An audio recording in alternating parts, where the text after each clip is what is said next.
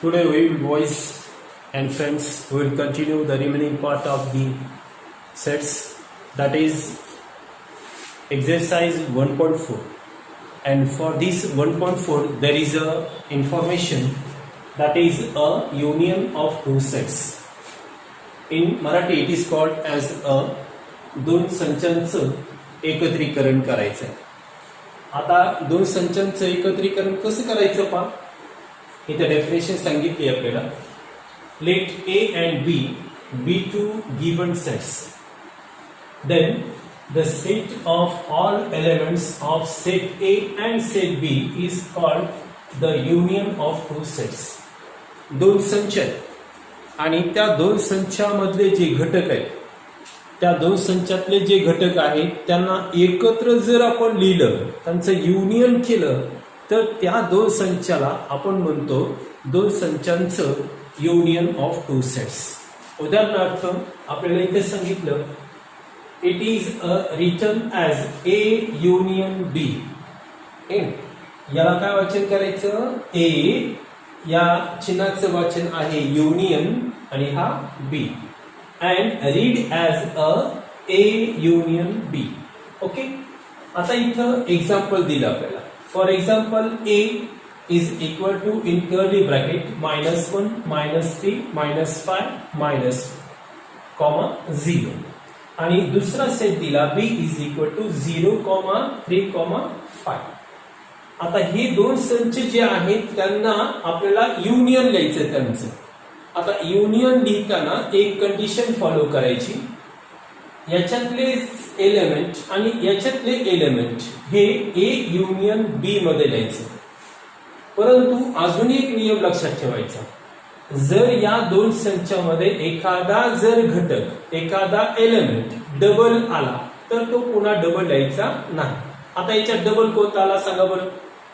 इथं -1 नाही, -3 नाही, -5 नाही, 0 डबल आला, तो एकदाच लिहायचा. बरोबर.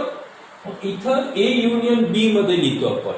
हा पहा, -3, -5 बघा, -3, -5, त्यानंतर 0, नंतर 3 आणि 5. याला म्हणतात युनियन ऑफ टू सेट. आणि याच्या ऐवजी आपल्याला अजून एक उदाहरण देता येईल आपल्याला. उदाहरणार्थ एकदम सिंपल एक उदाहरण देतो मी तुम्हाला आणि याच्यामध्ये युनियन तुम्हाला लिहिता येईल बघा. समजा मी म्हटलं A is equal to 1, 3, 5, 7, 9 असा एक सेट लिहिला मी. त्यानंतर B मध्ये मी म्हटलं 2, 4, 6 असा एक युनियन, असा एक सेट लिहिला. आता तुम्हाला क्लिअर लक्षात आलं की A युनियन B कसं लिहायचं. याच्यातले एलिमेंट आणि याच्यातले एलिमेंट हे दोन एलिमेंट A युनियन B मध्ये लिहायचे. मग सांगा बरं कसं लिहिताय. इथं लिहिलं 1, बरोबर. त्यानंतर 2 सिरियलला लिहिलं तर खूप छान वाटतंय. 2 नंतर किती येणार? 3, 4, 5, 6, 7, 9. आले का पा सर्व एलिमेंट याच्यामध्ये? 1, 2, 3, 4, 5, 6, 7 आणि 8. आता इथे एलिमेंट बघा, 1, 2, 3, 4, 5, 6, 7 आणि 8. याला म्हणतात युनियन ऑफ टू सेट्स. लक्षात आलं सर्वांच्या? ओके. आता इथं युनियन ऑफ टू सेट म्हटल्यानंतर दुसरा एक आपल्याला पॉइंट पाहतोय आपण. याच्यानंतरचा नंबर ऑफ एलिमेंट पाहतोय आपण. याच्यातला भाग आहे युनियन ऑफ टू सेट्स, नंतरचा भाग आहे. आता सर्वांना युनियन ऑफ टू सेट्स समजलं असेल आणि जर समजलं नाही तर पुन्हा पहा, त्याला डबल पहा, ऍक्टिव्हिटी पुन्हा दुसरे उदाहरण घेऊन सोडवा. आणि आता आपण पाहतोय याच्यातलं number of elements, NUMBER, number of elements, ELEMENTS. म्हणजे मराठीत याला म्हणतात संचातील घटक, की नाही, संचातील घटक. आता इथं नंबर ऑफ एलिमेंट म्हणजे काय, मी म्हटलं A is equal to A comma B comma C comma D comma E, असं मी या सेट ए मध्ये एवढे एलिमेंट लिहिले.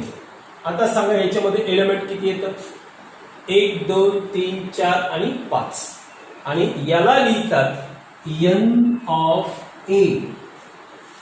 n ऑफ ए म्हणजे संच ए मधील घटकांची संख्या, संच ए मधील घटकांची संख्या असं म्हणतो आपण. मग किती आहे सांगा बरं संच ए मधील घटकांची संख्या, बघा 1 2 3 4 आणि 5 झालं. याला म्हणतात नंबर ऑफ एलिमेंट, बरोबर की नाही. हे आहे number of element in the set. मग किती आहे ते नंबर ऑफ एलिमेंट, 5. कितीही असू द्या, समजा मी म्हटलं B is equal to A comma E comma I comma O comma U असं मी म्हटलं. आता सांगा, सगळ्यांना सांगता येईल, व्हेरी सिंपल आहे. बघा किती घटक आहेत, 1 2 3 4 5. मग इथं लिहिलं तुम्ही n of B is equal to 5. आहे का अवघड याच्यामध्ये नंबर ऑफ एलिमेंट मध्ये, म्हणजे याला म्हणतात संचातील घटकांची संख्या. ओके. आता याचा उपयोग आपल्याला अभ्यास 1.4 मध्ये करायचा आपल्याला, ठीक आहे. आणि येतो आपण एक्सरसाइज 1.4 करत, that is a practice set 1.4. छोटासा भाग आहे आणि याच्यातला भाग बराचसा तुमच्या 25% भागामध्ये डिलीट केलेला भाग आहे. आणि आपण पहिलं उदाहरण घेऊया याच्यातलं. आता इफ एक फॉर्म्युला आहे, तो एक फॉर्म्युला आपण लक्षात घेऊया अगोदर. त्याच्यामधला फॉर्म्युला घेऊया, n ऑफ ए पाहूया, आणि त्या फॉर्म्युलावर डिपेंड आपल्याला एक्सरसाइज आहे 1.4. आणि पहिलं उदाहरण घेऊया आपण. Write exercise 1.4. सर्वांनी पुस्तक उघडलंय आणि पुस्तकामधलं 1.4 आपण पाहतोय आणि उदाहरणामध्ये आपण पाहतोय हा फॉर्म्युला आहे आपल्याजवळ. काय फॉर्म्युला पहा, n of A union B is equal to n of A plus n of B minus n of A intersection B. A intersection B म्हणजे काय, छेद संच म्हणतो आपण त्याला. ओके. आता इथं पाहूया आपण, इथं n ऑफ ए दिलाय 15, n ऑफ ए युनियन बी दिलाय 29, n ऑफ ए इंटरसेक्शन बी दिलाय 7, आणि आपल्याला सांगितलं n ऑफ बी. आणि आता आपल्या जवळ फॉर्म्युला जो आहे तो अगोदर फॉर्म्युला लिहूया. इथं मी वरती फॉर्म्युला लिहिलाय. We will write here formula n of A union B is equal to n of A plus n of B minus n of A intersection B असा फॉर्म्युला आहे. याला छेदसंच म्हणतात. ठीक आहे. आता इथं किंमत ठेवूया आपण. बघा किंमत काय आहे, इथं n ऑफ ए युनियन बी काढायचं आहे का काय काढायचंय, पहा n ऑफ बी काढायचं आपल्याला. आता इथं किंमत ठेवूया. n of A union B दिला, बघा किती आहे, n of A union B इथे लिहिलं 29 is equal to n of A दिला का पहा, बघा n ऑफ ए दिला, हा दिला 15, इथे दिलं प्लस. n ऑफ बी दिला का, नाही दिला, तो काढायचा. मग n ऑफ बी ला n ऑफ बी ठेवलं तसंच is equal to n of A intersection B दिला का, दिलाय. किती दिलाय, 7, इथं दिलं -7. या पद्धतीने आपण किंमत ठेवली. किंमत ठेवायची सर्वांना समजली आहे. ओके. आता पहा इथं दिलं 29 इज इक्वल टू हा 15 आणि हा -7. 15 मधून 7 गेले, किती राहिले, 8. इथं लिहिलं 8 अधिक n ऑफ बी. ओके. आता इथं हा 8 अधिक आहे, आणि इकडे आल्यानंतर तो काय होईल वजा होईल. म्हणून इथं लिहिलं आपण 29 मायनस 8 इज इक्वल टू काय राहिलं इकडं n ऑफ b राहिला. बघा 29 वजा 8 केलं किती राहिलं 29 मधून 8 गेल्यानंतर 21 राहिले. मग इथं लिहिलं n of b is equal to 29. Very good. आणि हा आन्सरला तुम्ही बॉक्स केला. या पद्धतीनं एक छोटस एक्झाम्पल आहे आणि हे तुम्हाला जवळपास 2 मार्काला किंवा 3 मार्काला उदाहरण विचारलं जातं. आणि याच्यावरती आधारित तुम्हाला दुसरं एक एक्झाम्पल आहे. ठीक आहे. आणि तो अगोदर आपण एक्झाम्पल समजून घेऊया. या उदाहरणासाठी तुम्हाला या फॉर्म्युलाची गरज आहे आणि पुढच्या उदाहरणासाठी पण या फॉर्म्युलाची गरज आहे. फॉर्म्युला सर्वांनी लक्षात ठेवा.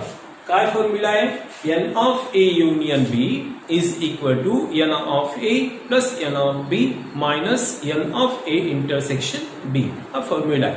आणि या फॉर्म्युलामध्ये किंमत कोणती टाका. कधी कधी काय होतं माहिती का आता तुम्हाला n ऑफ b विचारला कधी n ऑफ a विचारतील कधी n of a intersection b विचारतील किंवा कधी n of a union b विचारतील.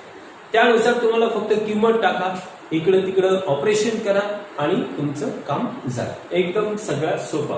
Okay okay. आता दुसऱ्या उदाहरणाकडे येऊया आपण. We will erase this example. Formula तोच लिहिलाय आणि प्रत्येक फॉर्म्युलासाठी तुम्हाला इथं हा फॉर्म्युला यूज करतोय प्रत्येक उदाहरणासाठी. हा सर्वांचं लिहायचं झालं असेल. आता आपण दुसऱ्या उदाहरणाकडे येऊया. ओके बघा.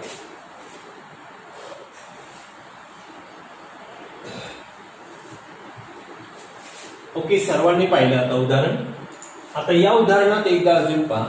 का म्हणते उदाहरण पहा. In a hostel there are 125 students. एका वसतिगृहामध्ये 125 विद्यार्थी आहेत. Out of which 80 drink tea. याच्यापैकी 125 विद्यार्थ्यांपैकी 80 विद्यार्थी काय घेतात चहा घेतात ड्रिंक टी. 60 स्टुडंट्स और 60 ड्रिंक कॉफी. याच्यापैकी 60 विद्यार्थी कॉफी घेतात. And 20 drink tea and coffee. आणि 20 विद्यार्थी असे आहेत ते कॉफी पण घेतात आणि चहा पण घेतात. आता काय प्रश्न काय विचारलाय. Find the number of students who do not drink tea and coffee. असे विद्यार्थी आपल्याला शोधायचे की जे चहा पण घेत नाही आणि कॉफी पण घेत नाही. मग आपण काय करूया चहा घेणाऱ्यासाठी एक सेट घेऊया. कॉफी घेणाऱ्यासाठी काय करूया आपण एक सेट घेऊया. आणि दोन्हीही घेणारे म्हणजे ते कॉमन आहे ते इंटरसेक्शन आहे त्यांच्यामध्ये ते त्यांच्यासाठी एक सेट घेऊया. मग आपण म्हणूया इथं लेट आन्सर मध्ये पहा. Let set A. Let set A take T. Okay. आणि मग टी घेणारे विद्यार्थी किती आहेत त्याला आपण म्हणूया n of A is equal to पार. टी घेणारे म्हणजे चहा घेणारे विद्यार्थी किती आहेत out of which 80 drink tea. मग n of A is equal to 80 आलं बरोबर. त्यानंतर आता इथं म्हणूया let set B take coffee. COFFE coffee. मग सेट B साठी आपण म्हणूया n of B is equal to सांगा आता कॉफी घेणारे विद्यार्थी किती आहेत out of which 80 drink T 60 drink coffee. मग इथे लिहिलं n of B is equal to 60 बरोबर. आता दोन्ही पण घेणारे जे आहेत त्याला इंटरसेक्शन म्हणतो छेद संच म्हणतो आपण त्याला. Both let both tea and coffee tea and coffee is equal to n of A intersection B is equal to सांगा आता A intersection B किती झालं किती घेणार आहे तर चहा आणि कॉफी घेणारे विद्यार्थी किती आहेत इथं बघा and 60 drink coffee 20 drink tea and coffee इथं लिहिलं 20 आणि आपल्याला विचारलंय काय find the number of students who do not drink tea and coffee अगोदर आपण काय करूया ए युनियन बी काढूया ठीक आहे आणि ए युनियन बी काढल्यानंतर आपण पुढचा भाग घेऊया त्याच्यामध्ये आता इथे सूत्र लिहूया बघा n ऑफ ए टी आलं बरोबर त्यानंतर n ऑफ बी घेतला आपण तो किती 60 आहे त्यानंतर n of A union B राहिला म्हणजे तो दोन्हीसाठी मग आपण म्हणूया let A union B is equal to एकूण विद्यार्थी किती आहेत 125 A union B is equal to 125 okay आता मी सर्वांनी उदाहरण लिहिलं असेल हे उदाहरणाची आपण माहिती घेतली मी हा भाग उदाहरणाचा जो भाग आहे तो डिलीट करतो आणि वरती उदाहरण कंटिन्यू करतो आणि त्याच्यानंतर अगोदर ही माहिती घ्या आणि माहिती लिहिल्यानंतर त्याच्यामध्ये आपण किंमत टाकूया आता सांगा किंमत आता किमती जवळपास आपल्या जवळ आलेल्या आहेत ए युनियन बी बघा किती आहे 125 इथे लिहिलं 125 इज इक्वल टू त्यानंतर n ऑफ ए किती आहे बघा n ऑफ ए आहे तुमच्या जवळ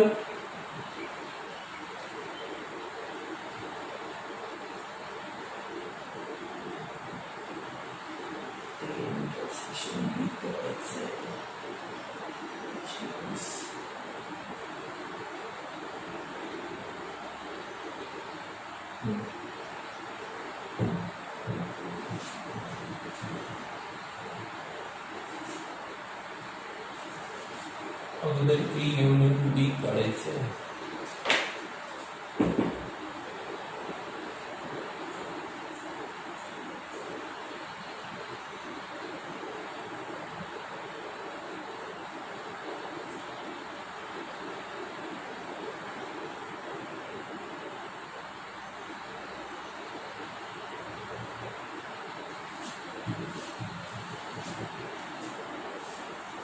इथं आपण n ऑफ यू घेऊया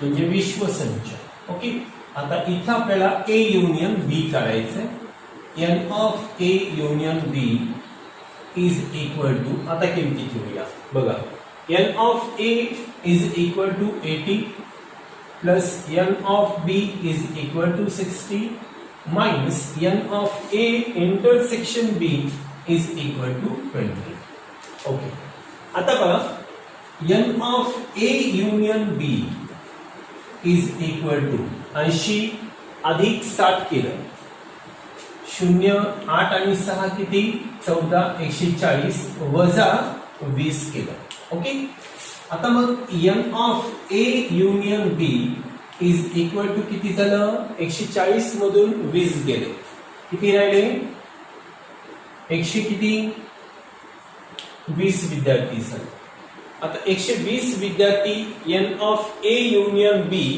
म्हणजे असे विद्यार्थी आहेत ते चहा पण घेतात कॉफी पण घेतात आणि दोन्ही पण घेतात 120 विद्यार्थी आणि एकूण विद्यार्थी किती आहेत आपल्याकडं 125 म्हणून आपण शेवटचं उत्तर लिहूया the number of students who do not drink and coffee number of students who do not drink tea and coffee हा प्रश्न राहिला शेवटचा आपल्याकडं the number of students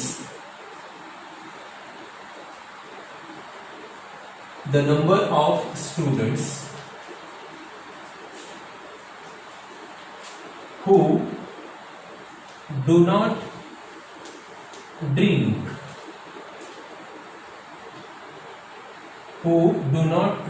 tea and coffee is equal to n of u minus n of a union b असं formula लिहिलं शेवटचं म्हणजे एकत्र विद्यार्थी आणि एकूण विद्यार्थी यांची आपण काय करतोय वजाबाकी करतो. म्हणून किती आलं सांगा, एन ऑफ यू किती आहे, एन ऑफ यू हा 125 वजा एन ऑफ ए युनियन बी आता काढला आपण, तो किती आहे 120. हा 125 आहे आणि हा 120. मग 125 मधून 120 गेले, किती राहिले तर 5. या पद्धतीनं मित्रांनो 5 विद्यार्थी असे आहेत ते चहा किंवा कॉफी काही घेत नाही. या पद्धतीचं आपलं एक्झरसाइज शेवटचं एक्झरसाइज होतं या प्रकरणाचं 1.4 आणि हा 1.4 आपण डिलीट केलाय म्हणजे झालाय आपलं शिकवायचं. आणि यानंतरचा भाग आपण जो आहे तो दुसरं प्रकरण आपण पुढच्या व्हिडिओमध्ये टाकतोय. आणि ज्या विद्यार्थ्यांनी पूर्ण 1.1 ते 1.4 पर्यंत ज्यांचं राहिलं असेल कंप्लीट करायचं ते कंप्लीट करून घ्या आणि त्याचे व्हिडिओज जे आहेत ते मला सेंड करा आणि कंप्लीट करा. Okay, thank you very much.